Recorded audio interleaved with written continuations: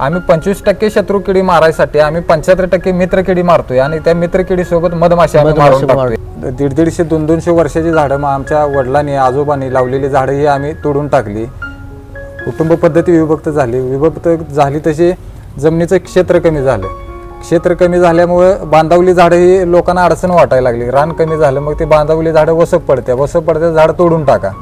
तर हे झाडं म्हणजे पाखरांसाठी पक्षी थांबव होती आणि ह्या झाडावर पाखरं बसून की बाबा आपल्या शेतात येणाऱ्या किडी किंवा ह्या सगळ्या गोष्टी तिथनं कंट्रोल होत होत्या. हे आपल्या अडाणी लोकांना त्या काळी समजत होतं.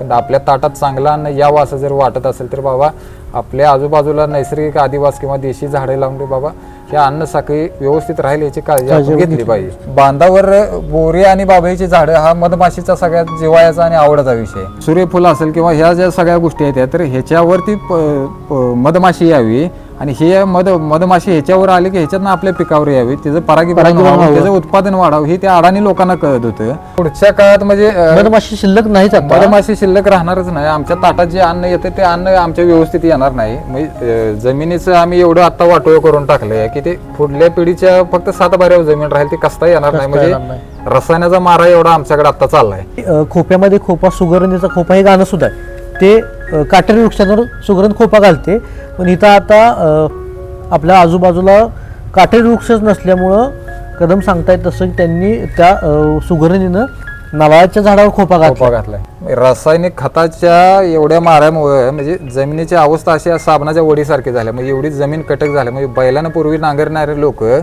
आता किती हॉर्स पॉवरचा ट्रॅक्टर घातला तरी त्याचा नांगूर किती लागतोय आणि त्यातनं ढेकळ किती निघते ती. भुसभुशीत नाही जमिनीचं वाटोळ केलंय आम्ही. नमस्कार, मी संकेत पाटील. आपण पाहताय राईट अँगल. महाराष्ट्रामध्ये यंदा आंब्याचा मोहर सगळीकडे मोठ्या प्रमाणात दिसू लागला. मात्र त्या प्रमाणात आंब्याचा उत्पादन किंवा परागीभवन झाल्याचं दिसत नाही. हे का झालं, याच्या पाठीमागं काय कारणं आहेत, यासाठी आपण आज ही उबडधोबड प्रमाणात चर्चा करणार आहोत. आपल्याबरोबर आहेत जनप्रवासचे आमचे सहकारी मित्र विनायक कदम. नेमकं आंब्याचा मोहर आला पण मधमाशा नसल्यामुळे परागीभवन झालं नाही, ही परिस्थिती कोकणापासून पश्चिम महाराष्ट्रापासून विदर्भापर्यंत सगळीकडे हीच परिस्थिती आहे. यावर्षी सगळ्यात कमी आंबा उत्पादन झालेलं आहे, का तर मधमाशा कमी आहेत आणि त्यामुळे परागीभवन झालं नाही. हे कशामुळे झालं, निसर्गात मधमाशा नेमकी काय भूमिका बजावतात, हे आपण या मुलाखतीतून उलगडणार आहोत. मला नेमकं सांगा, तुमचं पहिल्यांदा स्वागत आहे या व्हिडिओमध्ये. मला पहिल्यांदा सांगा की मधमाशी निसर्गासाठी का महत्त्वाची आहे आणि परागीभवनासाठी आंब्याच्या मधमाशीचं काय भूमिका असते. मधमाशी आपल्यासाठी म्हटलं तर आपल्या ताटात जे रोज अन्न येते तर ते अन्न यायसाठी मधमाशी आपल्याला पहिल्यांदा गरजेची किंवा उपयोगाची आहे. बरं, आता मधमाशी कुठं गेली किंवा आंब्याचा मोहर का गळाला करपला, मग ह्याच्या मागं लांबपर्यंत जर गेलं तर त्याची सुरुवात एक 20-25 वर्षापूर्वीपासून करावी लागेल. त्याची मधमाशी गायब का झाली ती. तर ते मधमाशीचा जो आदिवास होता किंवा जी देशी झाडं होती तर ते देशी झाडं आम्ही आमच्या शेतात नसेल, बांधावर नसेल, ही सगळी नष्ट करून टाकली. 150-200 वर्षाची झाडं मग आमच्या वडिलांनी आजोबांनी लावलेली झाडं ही आम्ही तोडून टाकली. कुटुंब पद्धती विभक्त झाली तशी जमिनीचं क्षेत्र कमी झालं. क्षेत्र कमी झाल्यामुळं बांधावली झाडं ही लोकांना अडचण वाटायला लागली. रान कमी झालं मग ते बांधावली झाडं वसप पडते झाडं तोडून टाका. तर हे झाडं म्हणजे पाखरांसाठी पक्षी थांबव होती आणि ह्या झाडावर पाखरं बसून की बाबा आपल्या शेतात येणाऱ्या किडी किंवा ह्या सगळ्या गोष्टी तिथनं कंट्रोल होत होत्या. हे आपल्या अडाणी लोकांना त्या काळी समजत होतं. आणि आता शिकलेल्या लोकांची काही गोष्ट वेगळी आहे की बाबा बांधावलं झाड काढलं म्हणजे आपल्याला जमीन जास्त कसाय मिळते किंवा ह्या बऱ्याच गोष्टी ते करतायत असा विषय. दुसरा विषय असा आहे की बांधावर बोरी आणि बाभळीची झाडं हा मधमाशीचा सगळ्यात जिव्हाळ्याचा आणि आवडता विषय. का ह्याच्यासाठी तर ते मधमाशीला काटेरी किंवा अडचणीच्या ठिकाणी पोळं बांधायचे त्याचे आवडीच्या सगळ्या गोष्टी आहेत. म्हणजे हक्काचं ठिकाण आहे. म्हणजे काट्याचं अशासाठी की बाबा तिथं सुरक्षित आहे तिच्यासाठी सगळं, की बाबा कुठं दगड मारला तर कोणी तिथे लागणार नाही, एखाद्या प्राण्यापासून धोका होणार नाही किंवा अशा अडचणीच्या ठिकाणी मधमाशी तिचं पोळं घालते ती. तर ही पोळं घालायला जे झाडं आहेत तर ही पहिला बावरीची आणि बाभळीची झाडं आम्ही सगळ्यांनी तोडून टाकली. बांधावनं नष्ट केली आम्ही. बांधाव झाडं ठेवलीच नाही ती. त्याच्या पाठोपाठ देशी झाडं आम्ही तोडून टाकली. आणि शासनाच्या ज्या वृक्ष लागवडीच्या ज्या काही योजना छान छान नुसत्या घोषणा केल्या जाते त्या किंवा ते लावून नुसतं राम भरोसे त्यांना सोडलं जाते तर त्या योजना म्हणजे परदेशी झाडं म्हणजे परदेशी गोष्टींचं आम्हाला कितपत प्रेम आणि आकर्षण असावं तर ह्या झाडांच्याकडे बघितलं तर लक्षात येईल तुम्हाला. आपण पण ज्यावेळी बघतोय की सरकारकडून ते धोरण राबवलं जाते वृक्ष लागवडीचं त्यावेळी सगळे परदेशी झाडं असतात, देशी वाहनांची नेमकी संख्या कमी असते तिथं. तुम्ही वन विभाग आणि सामाजिक वनीकरणाच्या नर्सरी जाऊन कुठे जर बघितल्या तर त्या नर्सरीमध्ये देशी झाडांची संख्या किती आहे मला बघून सांगा तुम्ही. आणि ही झाडं ह्या नर्सरींच्या मार्फत सगळ्या गावोगाव लावली जाते. विदेशी झाडे शाळा असेल, दवाखाना असेल, सार्वजनिक बस थांबा असतील, मंदिरं असतील, ह्या सगळ्या भोवती आम्ही ही परदेशी झाडे लावलीत. आणि ह्या झाडाचा इथल्या जीवसृष्टीला झिरो त्याचा उपयोग आहे. आणि त्याचा उपयोग नसल्यामुळे ह्या नैसर्गिक जीवांचा आदिवास आम्ही नष्ट करून टाकला आणि ह्या झाडांच्या आम्ही संकरित झाडांच्या प्रेमात आहे. आणि ह्या शासन स्तरावरल्या ह्या राबवलेल्या ज्या वृक्ष लागवडीच्या ज्या जून जुलैमध्ये आम्ही लावतो वृक्ष लागवडीच्या ज्या योजना करतो या तर ह्याच्यात आम्ही सगळ्या गावोगावी ह्या संकरित परदेशी झाडांचा आम्ही प्रसार केला आहे. आणि हे प्रसार एवढा घातक आहे की आमच्या देशी झाडांच्या मुळावर ही संकरित झाडं उठली ती. आणि ह्यांचा म्हणजे एकदा ते झाड एकतर पहिला झपाट्यानं वाढतं या आणि ते वाढल्यानंतर त्या झाडाच्या ज्या काही बिया असतील तर त्या बिया वाऱ्यानं मैलून मैल त्या बिया जातात आणि किलो 2 किलोमीटर जाऊन त्याचं ती बी पडून आणि तिथे उगवायला ते चालू होते ते. तर हे इथल्या जैव साखळीला आणि इथल्या अन्न साखळीला ते उपयोगाची झाडांचा अजिबात उपयोग नाही. एवढे अभ्यासक किंवा पर्यावरणातली माणसं ओरडून सांगते ती तरी आपल्या व्यवस्थेवर त्याचा अजिबात परिणाम होत नाही. म्हणजे शासन स्तरावरूनच हे सगळे असले धोरण आहे ते आपल्यात 100-200 सरकारच कुठं तर चुकीचं वागतं यासाठी. सरकारच्याच ह्या सगळ्या गोष्टीला पाठबळ आहे का असं कधी कधी वाटतं. सरकार गांधाराची भूमिका घेते. गांधारीच्या भूमिकेत म्हणजे हे हायवेसाठी ही जी झाडं तोडली जाते ती 10 पट झाडं 20 पट झाडं लावू हे निगोंड सांगितलं जातं. तर ही झाडं प्रत्यक्षात ह्यांनी लावले ते किती, ती जगले ते किती, ती लावले ते कुठली एकदा जर अभ्यासला तर म्हणजे डोक्याची अशी शिर उठते ह्या झाडांची की म्हणजे वडासारखे 200-300 वर्षाची झाडं आम्ही तोडून हे संकरित झाडांचा भरणा आम्ही गावोगाव करून तिथली जैव साखळी म्हणजे आपण देशी तोडतोय विदेशी लावतोय. त्याच्या पुढचा प्रश्न असा आहे की आता मधमाशीमुळे परागीभवन होते ते झालेलं नाही, मग त्यासाठी करायचं काय म्हणून शेतकऱ्यांना आता मधमाशीचे पेट्या आणून ठेवलेत का तर परागीभवनासाठी मधमाशा येत नाही तर मग ते शेतीत त्या मधमाशाचे पेटे ठेवलं त्यामुळे तर परागीभवन होईल. हे कितपत योग्य वाटतंय तुम्हाला? आता पेटे ठेवले योग्य आहे पण ते मुळात त्याच्या मागलं कारण बघितलं तर तुम्हाला पेटे ठेवायचीच ही वेळ का आली बाबा. तुम्ही त्यांचा नैसर्गिक आदिवास जपला असता किंवा त्याला सगळे पोषक जर वातावरण तुम्ही तयार केलं असतं तर मधाचे पेटे तुम्हाला आणावंच लागले. मधमाशीतून हल्लीच नसती. तुमच्या खाण्यायोग्य सगळ्या गोष्टीच्या परागीभवनासाठी मधमाशी लागते. मधमाशीसाठी पूर्वीची लोक अडाणी जरी असली तरी ते त्याच्या पीक पेरल्यावर त्या पिकाच्या साईडला जी आडत असं घालायची मोगण्यात त्या सगळ्या सूर्यफूल असायचं, कार्याळ असायचं, राळ्या असायचं. मग हे सगळे कडधान्य घालून आपल्याला बारमाही जे लागतं ते सगळं पेरलं जायचं आणि ते कुठेतर निसर्गाशी अन्न साखळीशी निगडीत होतं. हे अन्न साखळीचं म्हणजे ह्या सूर्यफूल असेल किंवा ह्या ज्या सगळ्या गोष्टी आहेत तर ह्याच्यावरती मधमाशी यावी आणि हे मधमाशी ह्याच्यावर आली की ह्याच्यातनं आपल्या पिकावर यावी, त्याचं परागीभवन व्हावं, त्याचं उत्पादन वाढावं हे त्या अडाणी लोकांना कळत होतं. ते आम्हाला कळत नाही. नुसतं त्या पिकाच्या बाबतीतच मी सांगत नाही, पूर्वीच्या काळी जे लोकांची झाडे लावण्याच्या पण पद्धती बघा तुम्ही. म्हणजे ह्याचा आता उन्हाळ्यात फुलणारा पळस म्हणजे उन्हाळ्यात आता कुठलीच पिकं राहणार नसते ती, त्यामुळे मधमाशीला मध किंवा ह्या सगळ्या बाकीच्या गोष्टीसाठी सगळ्या अडचणी होत्या त्या. पण त्यांनी लावून ठेवलेली झाडं बघा की उन्हाळ्यात पळस असेल, काटेसावर असेल, करवंदीची झाडं असलेली, परत जांभळीची झाडं असलेली. म्हणजे आता तुम्ही 4 नावं घेतली ही सगळी काटेरी वृक्ष आहेत. नाही यातला हे काटेरी नाहीत, काटेरी फक्त बाबळ आणि बोर. तर हे वृक्ष मला अशासाठी सांगायचं की निसर्ग निर्मितीत पूर्वीच्या लोकांनी ही झाडं लावून ठेवलेली. म्हणजे बाबा हंगाम संपल्यावर मधमाशीने काय म्हणजे तुमचं कारळ काढलं, सूर्यफूल काढलं तर उन्हाळ्यात मधमाशीने काय मध कुठला गोळा करायचं. तर ही झाडं ह्या निसर्ग रचनेत सगळ्या तिने करून ठेवली होती. म्हणजे उन्हाळ्यात मधमाशीच्या मधाची सोय व्हावी ह्यासाठी ही झाडं होती आणि बांधावर सगळ्यांच्या ही झाडं होती.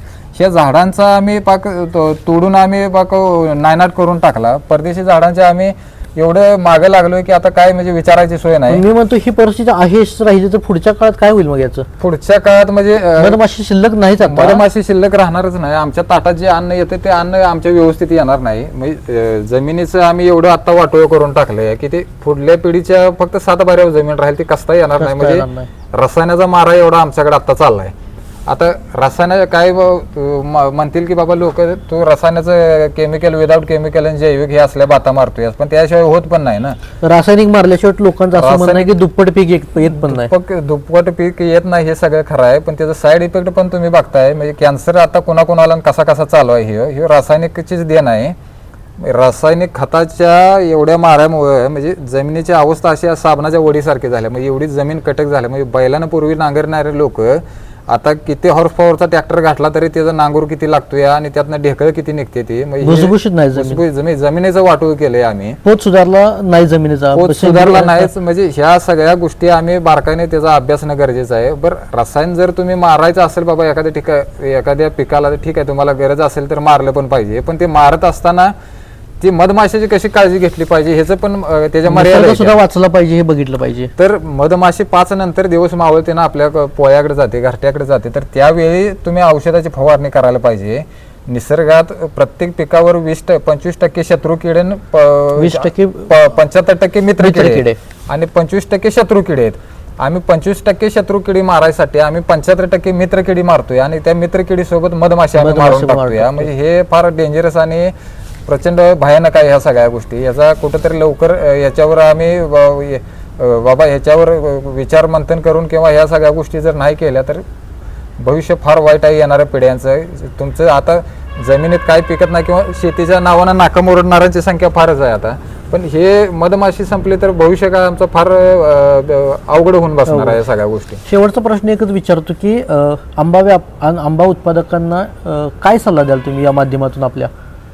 आता आंबा उत्पादकांना सल्ला द्यायला आता यंदाचा हंगाम तर आता गेला. आता काय गेला त्यातला काय विषय नाही. म्हणजे कोकणात बघितला तर 90-95% आंबा मोहर करपलाय. म्हणजे करपला ह्याच्यासाठी की बाबा वातावरणातले चढ होतात. म्हणजे अति उष्ण पडते, अति थंड पडते, आभाळ थंडी असते, दुपारी ऊन असते, तर संध्याकाळी सुद्धा थंडी असते, संध्याकाळी पण थंडी असते. आणि ह्या वातावरणामुळे तिथला मोहर करपला आहे. बरं आंब्याचा मोहर आल्यावर निसर्गानं बघा रचना कशी करून ठेवली की मोहर आल्यावर त्या आंब्याच्या झाडावर कोळी आपलं जाळं विणतो.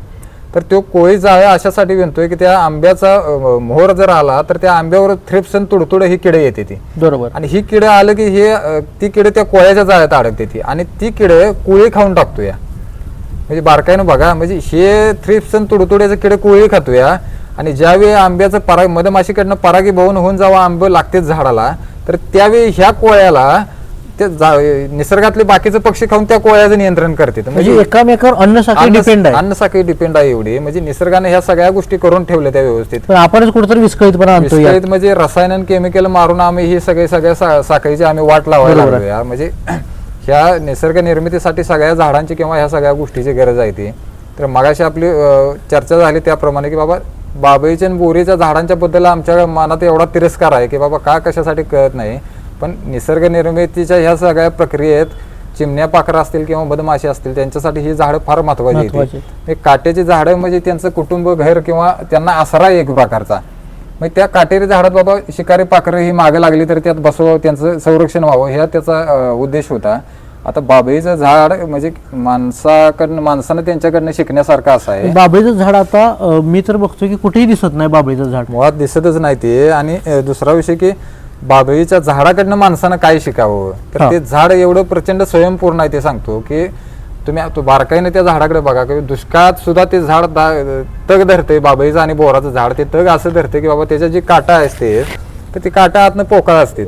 आणि त्या काट्यात सकाळच्या वेळी पडणारं दव असेल किंवा बाष्प असेल तर ती काटं शोषून त्या फांदीला त्यातनं पाण्याचं सर्क्युलेशन करून ती बाष्पामार्फत ते झाड तग धरते. या म्हणजे एवढंच, म्हणजे त्याला पाणी घाला, त्याला खत घाला, ह्याला असलं अजिबात त्या झाडाला गरज नाही. पण आम्ही त्या झाडाच्या मुळावर उठलो. या सुगरणीसारखी चिमणीच्या आवडतं असणारं ते झाड आम्ही नष्ट करून टाकलं. या की सुगरणीचं झाड म्हणजे तिचे लेकरांसाठी त्याचा खोपा ते त्या झाडावर बांधते. पण त्या निसर्गातल्या पाखरांना सुद्धा आमच्या ह्या शिकलेल्या माणसांच्या वर्तनामुळे त्या नारळीच्या झाडांना आता सुगरण हे करायला लागलं. म्हणजे त्यांनी सुगरणीनं खोपा घातलाय. सुगरणीनं खोपा घातला. हे खूप धक्कादायक आहे की खोप्यामध्ये खोपा, सुगरणीचा खोपा हे गाणं सुद्धा आहे. ते काटेरी वृक्षांवर सुगरण खोपा घालते. पण इथं आता आपल्या आजूबाजूला काटेरी वृक्षच नसल्यामुळं कदम सांगतायत तसं की त्यांनी त्या सुगरणीनं नारळाच्या झाडावर खोपा घातलाय. हे खूप धक्कादायक आणि वास्तव आहे. नाही, हे म्हणजे माणसानं एवढं आक्रमण केलं ह्या निसर्गाने ह्या सगळ्या प्रक्रियेत का नाही, म्हणजे ह्या पृथ्वी फक्त आमचीच आहे किंवा ह्या हव्यासानं माणूस झपाटलाय, म्हणजे हे पृथ्वीवर हे किडमुंगे किंवा ह्या सगळ्यांचा पण त्याच्यावर अधिकार आहे ह्या अधिकार आहे. पृथ्वीवर, की हे समजायला आम्ही त्याच्या पलीकडे गेलोय आम्ही. म्हणजे आम्ही ह्या सगळ्यात ह्या जीवांचे आम्ही वाटोळ करायला लागलो, की ह्या सगळं ओरबडून घ्यायचं, की पुढल्या पिढीला काय राहील का नाही याची सुद्धा मला शंका आहे. म्हणजे हवा, पाणी, निसर्ग, जमीन, जंगल सगळ्यांचं आम्ही उद्ध्वस्त करून टाकले. पुढल्या पिढीला जर काय द्यायचं असेल तर तुमच्या 7 बारेवर फक्त पुढल्या पिढीच्या जमीन राहील, ती कसता येणार नाही अशा योग्यतेची आम्ही आता जमीन करून ठेवायला लागलोय. हवेचं प्रदूषण, पाण्याचं प्रदूषण हे काय तुम्ही आम्ही रोज बघतो याची सगळी काय परिस्थिती चालली आहे.